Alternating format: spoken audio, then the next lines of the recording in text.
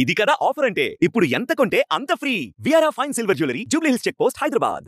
Electric వాహనాలు కొంటే better, రాబోయేటువంటి రోజుల్లో మరింత అడ్వాంటేజ్ ఉంటుందని భావిస్తున్నారా? అయితే ఆలోచన వెంటనే విరమించుకోండి. ఎందుకంటే కేంద్ర రాష్ట్ర ప్రభుత్వాలు తీసుకుంటున్నటువంటి నిర్ణయాల ఫలితంగా హైడ్రోజన్ వెహికల్స్ అతి త్వరలో మన రోడ్లపైకి రాబోతున్నాయి. ఆంధ్రప్రదేశ్లో తొలి hydrogen plant, hydrogen fuel point already start అయిపోయింది. వర్చువల్గా ఏపీ సీఎం చంద్రబాబు నాయుడు తిరుపతిలో ప్రారంభించారు. హీరో మోటార్ కార్పొరేషన్కి చెందినటువంటి హీరో ఫ్యూచర్ ఎనర్జీస్ సంస్థను ఏర్పాటు చేయడం, దాని ద్వారా తిరుపతిలో హైడ్రోజన్ ఫ్యూయల్ కాంప్లెక్స్ని ఏర్పాటు చేశారు. దాని ప్రారంభోత్సవాన్ని వర్చువల్గా చంద్రబాబు నాయుడు ప్రారంభించారు. ఇక ఆంధ్రప్రదేశ్లో అతి త్వరలోనే హైడ్రోజన్ వెహికల్స్ నడవబోతున్నాయి. దీనికి కేంద్ర ప్రభుత్వం క్లియరెన్స్ ఇచ్చింది. అది ఎలాగో ఒకసారి వివరించే ప్రయత్నం చేస్తాం. ఇది నిన్న జరిగినటువంటి కార్యక్రమం. హీరో మోటార్ కార్పొరేషన్కి చెందినటువంటి సిస్టర్ కన్సర్న్ ఇది హీరో ఫ్యూచర్ ఎనర్జీస్ సంస్థ తిరుపతిలో ఏర్పాటు చేసినటువంటి హైడ్రోజన్ ఫ్యూయల్ కాంప్లెక్స్ని ఓపెన్ చేసినటువంటి సంస్థ. దాదాపు 1000 కోట్ల రూపాయలు ఇన్వెస్ట్మెంట్స్ పెట్టారు. సంవత్సరానికి 25 టన్నుల హైడ్రోజన్ ఉత్పత్తి చేసే విధంగా ఇక్కడ ప్రణాళికలను సిద్ధం చేశారు. ఇది మరింత విస్తరిస్తున్నారు. ప్రాథమిక దశలో ప్రారంభోత్సవాన్ని మాత్రం చేశారు. ఎందుకంటే ఇప్పుడున్న రిక్వైర్మెంట్స్ని దృష్టిలో పెట్టుకొని చూస్తే వెహికల్స్కి అలవాటు చేసేటువంటి క్రమంలో ఇంకా ఇన్ఫ్రాస్ట్రక్చర్గా చేయాల్సినటువంటి చేంజెస్ చాలా ఉన్నాయి. కాబట్టి దానిపైన ఫోకస్ పెట్టడం కోసమే హీరో గ్రూప్ ఇది ప్రారంభించింది. ముఖ్యమంత్రి చంద్రబాబు నాయుడు గారి సమక్షంలో వర్చువల్గా ఇది ప్రారంభోత్సవం జరిగింది. తిరుపతిలో దీనికి సంబంధించినటువంటి ప్లాంట్ అన్నీ ఉన్నాయి. అదేవిధంగా ఇప్పుడు హైడ్రోజన్ వెహికల్స్కి సంబంధించినటువంటి చర్చ కూడా మరొకటి నడుస్తుంది. అతి త్వరలోనే హైడ్రోజన్ వెహికల్స్ ఆంధ్రప్రదేశ్ రోడ్లపైన పరిగెత్తేటువంటి అవకాశం కనిపిస్తుంది. ఎలక్ట్రిక్ వెహికల్స్ కాదు, హైడ్రోజన్ వెహికల్స్.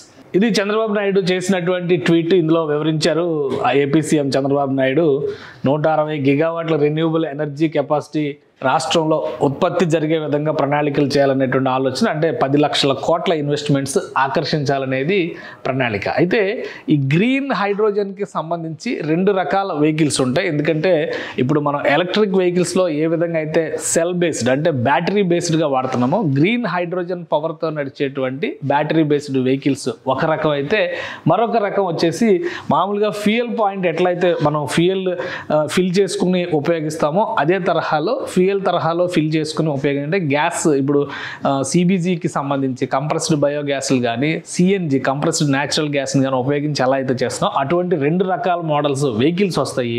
సో వీటికి సంబంధించి ప్రయోగాత్మకంగా పరిశీలన చేసేందుకు 10 గ్రూపులకి 10 మార్గాలకు సంబంధించి కేంద్ర ప్రభుత్వం క్లియరెన్స్ ఇచ్చింది. అందులో ఆంధ్రప్రదేశ్కి సంబంధించినటువంటి రూట్ కూడా ఉంది. మొత్తం 37 వాహనాలకి కేంద్ర ప్రభుత్వ new and renewable energy ministry permission ఇచ్చింది. దాదాపు 208 కోట్ల రూపాయలని దీనికోసం ఖర్చు చేస్తున్నారు. ఒక పైలట్ ప్రాజెక్ట్గా దేశంలోని వివిధ ప్రాంతాల్లో వివిధ రూట్లలో ఈ గ్రీన్ హైడ్రోజన్ వెహికల్స్ని, అవి కూడా డిఫరెంట్ కేటగిరీ వెహికల్స్ ఉన్నాయి.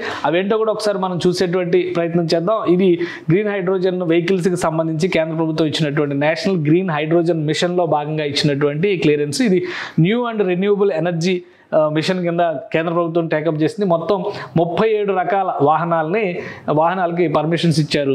22 internal combustion engines to operate 10 roots across India, across country అని చెప్పని 9 హైడ్రోజన్ రీఫ్యూయలింగ్ స్టేషన్స్, అంటే 9 స్టేషన్స్ ఏమో హైడ్రోజన్ రీఫ్యూయలింగ్కి సంబంధించినటువంటి వ్యవస్థలు ఏర్పాటు చేస్తున్నారు. అలానే దేశవ్యాప్తంగా మొత్తం 37 hydrogen powered vehicles, different categories ఉన్నాయి. అవి ఏంటో కూడా ఒకసారి మనం చూద్దాం. ముందు రూట్స్ చూస్తే కనుక ఈ సెలెక్టెడ్ రూట్స్ని చూస్తే గ్రేటర్ నోయిడా, ఢిల్లీ, ఆగ్రా, ఇది చాలా టూరిస్ట్ ప్రాధాన్యం ఉన్నటువంటి ప్రదేశం. సో ఫస్ట్ రూట్ అది డిసైడ్ చేశారు. తర్వాత భువనేశ్వర్, కోనార్క్, పూరి, ఇది కూడా టూరిస్ట్ రిలేటెడ్ సర్క్యూట్ కింద మనం చూడాలి. మరొకటి అహ్మదాబాద్, వడోదర, సూరత్, ఇది గుజరాత్కి సంబంధించిన బిజినెస్ సెక్టార్కి సంబంధించిన రూట్. ఇక సాహిబాబాద్, ఫరీదాబాద్, ఢిల్లీ, ఇది కూడా టూరిస్ట్ స్పాట్. ఆగ్రాకి వీటికి కనెక్ట్ అయ్యేటువంటి ప్లేసెస్ ఉన్నాయి కాబట్టి ఇందులో ఇక్కడ రష్ కూడా ఎక్కువ ఉంటుంది. ఇక పూణే, ముంబై, ఇది చాలా ముఖ్యమైనటువంటిది బిజినెస్ పాయింట్గా చూడాలి మనం. ఇక జంషెడ్పూర్, కళింగనగర్, తర్వాత తిరువనంతపురం, కోచి టు ఎడపల్లి, అండ్ తర్వాత జామ్నగర్, అహ్మదాబాద్, తర్వాత NH16కి సంబంధించి విశాఖపట్నం రూట్ని ఫైనల్ చేశారు. NH16 అంటే నేషనల్ హైవే 16వ నెంబర్ జాతీయ రహదారికి సంబంధించి విశాఖపట్నం నుంచి బయ్యవరం వరకు ఈ రూట్ని డిసైడ్ చేశారు. మొత్తం 10 మార్గాల్ని కేంద్ర ప్రభుత్వం నోటిఫై చేసింది. ఈ 10 మార్గాల్లో ఆంధ్రప్రదేశ్కి చెందినటువంటి ఒక రూట్ ఉంది. విశాఖపట్నాన్ని ఎంచుకోవడానికి కూడా ఒక ప్రధానమైన ప్రధానమైన కారణం. ఎందుకంటే అక్కడ గ్రీన్ హైడ్రోజన్ హబ్ని నెలకొల్పింది రాష్ట్ర ప్రభుత్వం, కేంద్ర ప్రభుత్వం.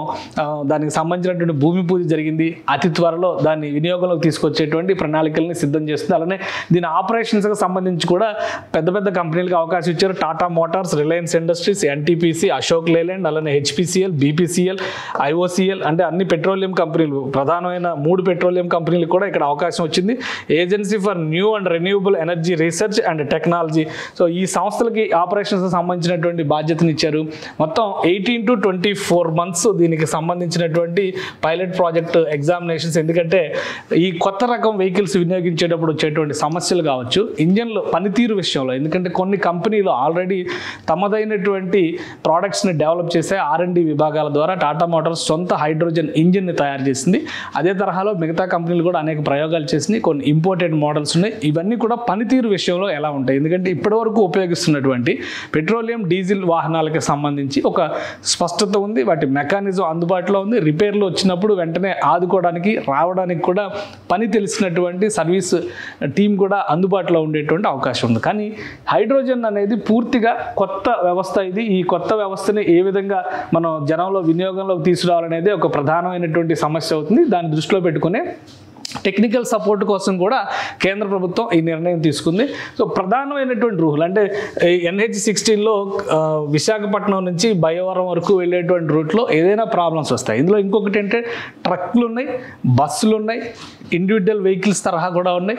సో ఇవన్నీ కూడా ఎక్స్పెరిమెంటల్గా ఈ మార్గాల్లో నడుస్తాయి. ప్రధానంగా ఈ ట్రక్కులు, బస్సుల ద్వారానే ప్రయోగాలు చేస్తుంది. అన్నీ కూడా టూరిజం సర్క్యూట్ రిలేటెడ్ మార్గాలనే కేంద్ర ప్రభుత్వం ఎంచుకుంది. దానికి ప్రధానమైనటువంటి కారణం ఏంటంటే హెవీ వెహికల్స్ ఆపరేట్ చేసేటప్పుడు ఈ గ్రీన్ హైడ్రోజన్కి సంబంధించినటువంటి ఇంజిన్లు ఏ విధంగా పనిచేస్తాయి. అలానే ఇందులో 2 రకాల వెహికల్స్ని కూడా ఉపయోగిస్తున్నారు. ఇండివిజువల్ వెహికల్స్లో ప్రయోగాత్మకంగా మనం ఇండివిజువల్ వెహికల్స్లో చూసేటప్పుడు ప్రధానమైనటువంటి సమస్య ఏంటంటే ఎక్కువ మంది బ్యాటరీ బేస్డ్గా వాడే అవకాశాలు ఉంటాయి. కాబట్టి దానికి సంబంధించి ఈ భారీ ట్రక్కులు, వాహనాలకు సంబంధించినటువంటి ఎంపిక జరిగింది. కాబట్టి వాటిలో కూడా సెల్ బేస్డ్ టెక్నాలజీవి కొన్ని ఉపయోగిస్తారు. అలానే ఫ్యూయల్ నింపుకుని నడిపేటువంటి వాహనాల టెక్నాలజీని కూడా కొన్నిటిని ఉపయోగిస్తారు.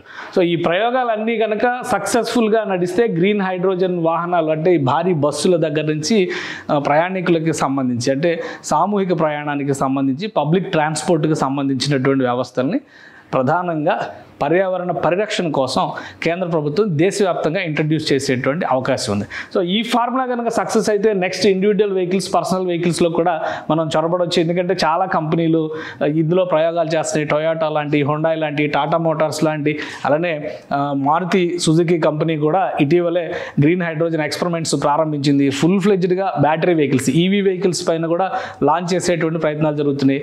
ఒకవేళ ఈవీ టెక్నాలజీ కనుక లాంచ్ అయినా కానీ దాన్ని కన్వర్షన్ చేసుకోవడం, ఆ బ్యాటరీని కన్వర్షన్ చేసుకోవడం ఎలా అనే దాని మీద కూడా ప్రయోగాలు జరుగుతున్నాయి. ఇప్పుడు ఉన్నటువంటి పెట్రోలియం, డీజిల్ ఇంజన్స్ని రీప్లేస్మెంట్, ఎందుకంటే గతంలో మనం చూసేవాళ్ళం గ్యాస్ ఇంజన్స్, సిఎన్జి ఇంజన్స్ ఎట్లయితే పెట్టుకునేటువంటి వెసులుబాటు, ఆ కిట్స్ ఇన్స్టాల్ చేసేటువంటి ఫెసిలిటీ ఉండేదో ఆ తరహాలో ప్రస్తుతం నడుస్తున్నటువంటి వెహికల్ని రీప్లేస్మెంట్ చేయడం ఎలా అనే దాని మీద కూడా కేంద్ర ప్రభుత్వం ప్రయోగాలు చేస్తుంది. వివిధ సంస్థలతో, వివిధ రీసెర్చ్ గ్రూపులు దీనిపైన వర్క్ చేస్తున్నాయి. కాబట్టి ఎక్స్పెరిమెంటల్గా వినియోగానికి సంబంధించి ఒక క్లారిటీ వచ్చిందనేటువంటి విషయాన్ని దృష్టిలో పెట్టుకుని కేంద్ర ప్రభుత్వం ఈ నిర్ణయం తీసుకుంది. ప్రయోగాత్మకంగా ఈ రూట్లను సెలెక్ట్ చేసింది. కనీసం 18 నెలల నుంచి 24 నెలలు అంటే 2 సంవత్సరాల పాటు ఈ వాహనాలు నడుస్తాయి. అందులో ఉండేటువంటి సమస్యల్ని తెలుసుకునేటువంటి ప్రయత్నం చేస్తారు. దీనికోసం ప్రత్యేకంగా 208 కోట్ల రూపాయల బడ్జెట్ను కూడా కేటాయించింది. ఈ ఫార్ములా కనుక సక్సెస్ అయితే దేశవ్యాప్తంగా విస్తరిస్తుంది. అదేవిధంగా దేశంలో రవాణా రంగంలో గ్రీన్ హైడ్రోజన్ ప్రముఖ పాత్ర పోషించేటువంటి అవకాశం ఉంటుంది. ఆంధ్రప్రదేశ్ సీఎం చెప్పినట్టుగా రాబోయేటువంటి 5 ఏళ్లలో గ్రీన్ హైడ్రోజన్ స్పేస్ కనుక పెరిగితే ప్రొడక్షన్కి సంబంధించి కానీ, ఇన్వెస్ట్మెంట్స్కి సంబంధించి కానీ ఏపీలో పెద్ద ఎత్తున అవకాశాలు వస్తాయనేటువంటి ఆలోచన చేస్తున్నారు. ఆ దిశగా కేంద్ర ప్రభుత్వం గ్రీన్ హైడ్రోజన్ మిషన్ కూడా రన్ చేస్తుంది.